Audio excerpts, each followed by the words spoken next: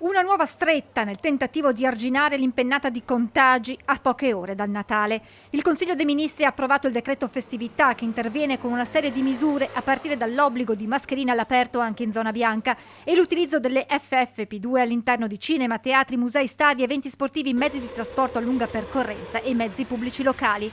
Dal 1 febbraio riduzione della durata del Green Pass da 9 a 6 mesi, mentre il periodo minimo per la somministrazione della terza dose sarà ridotto a 4 mesi dalla seconda dose.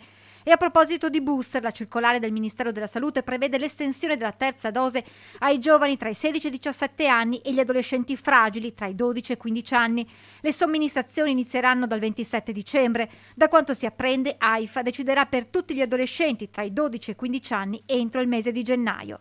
Tornando al decreto festività, il Green Pass rafforzato sarà necessario in bar e ristoranti anche per le consumazioni al banco. Per questi locali è stata decisa l'estensione dell'obbligo di certificazione verde rafforzata fino al 31 gennaio, super Green Pass obbligatorio per accedere a musei, sale bingo, palestre, piscine, musei e luoghi di cultura, centri benessere, centri termali e anche centri culturali.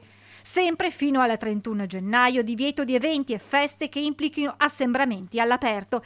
Discoteche e sale da ballo chiuse fino a fine gennaio. Per questa attività è una tragedia il commento del presidente del Veneto Zaia. Le discoteche, il mondo della notte paga un conto salatissimo con questo Covid. Io spero vivamente che il governo provveda a dei ristori, perché le discoteche poi di fatto sono le uniche attività che restano chiuse. Sul fronte scuola stanziati 9 miliardi di euro per incrementare le capacità diagnostiche dei laboratori militari e garantire il corretto espletamento delle attività per il 2022 e soprattutto per evitare la sospensione delle lezioni. Sulla scuola una riflessione va fatta.